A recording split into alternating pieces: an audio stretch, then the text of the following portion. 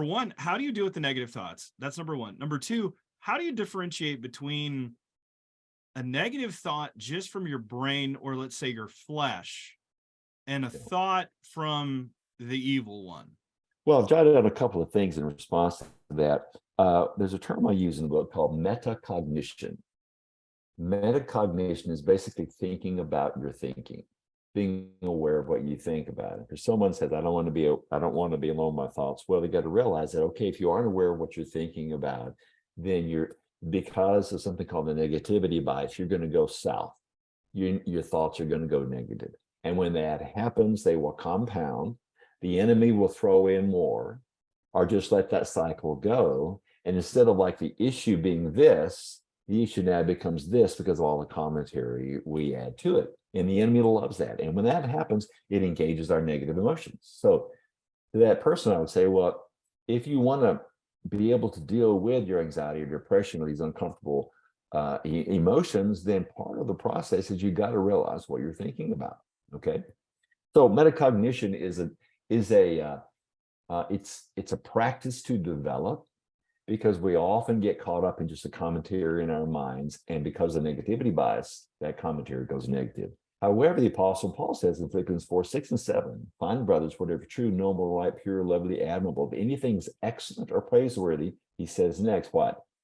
Think about such things. So the way we think about those things is we have to think about, what are we thinking about?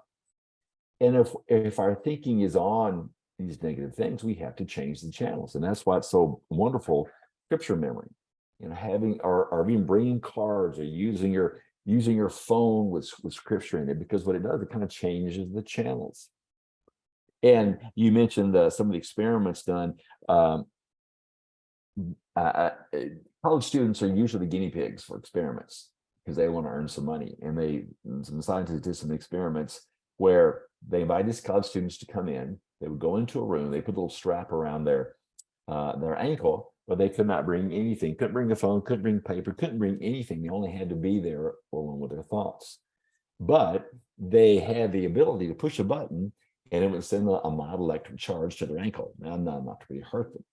Well, like 50%, they just couldn't stand just being alone with their thoughts, and they shocked themselves. One guy shocked himself like over 150 times in those few minutes. So yes, we have to acknowledge that some of our thoughts are unpleasant. Now, for someone who's experienced trauma, having a counselor work with them, come alongside them would be very, very important. But the reality is, unless you are really aware of your thoughts, you cannot renew your mind, as the Apostle Paul says in Romans 12. We're supposed to renew our mind.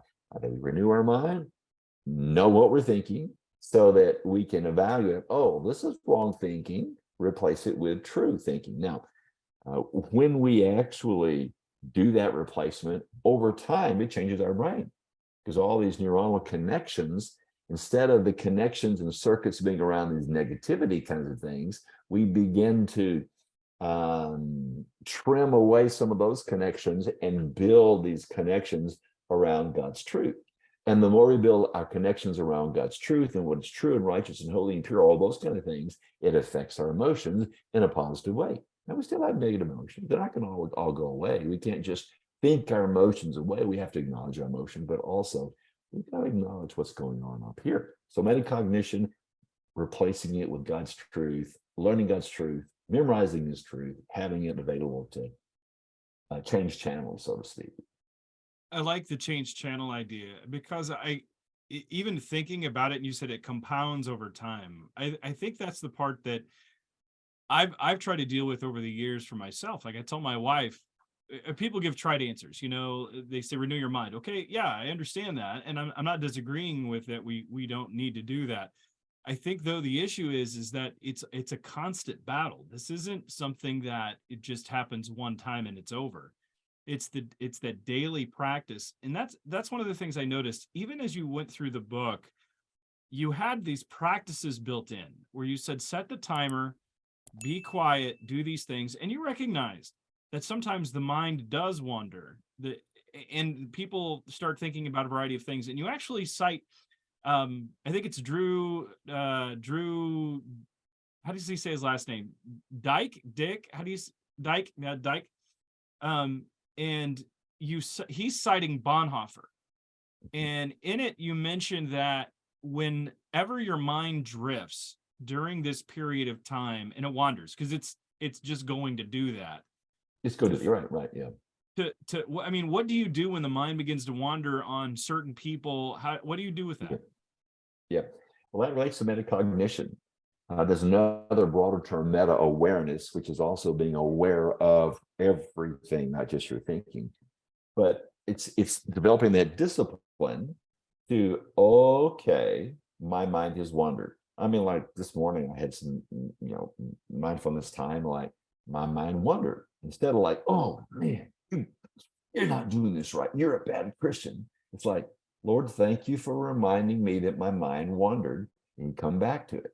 And that's the beauty of this little BREATH is like, let's say, because it's kind of in sequential. Someone, let's say they're noticing, engage your environment, and they're just kind of listening to the fan, and they're thinking about, in church last Sunday, I remember the fan was pretty loud and it was blowing on my head, and it was really, really cold. And I wasn't really being able to listen to the pastor. Like, oh, wait a minute.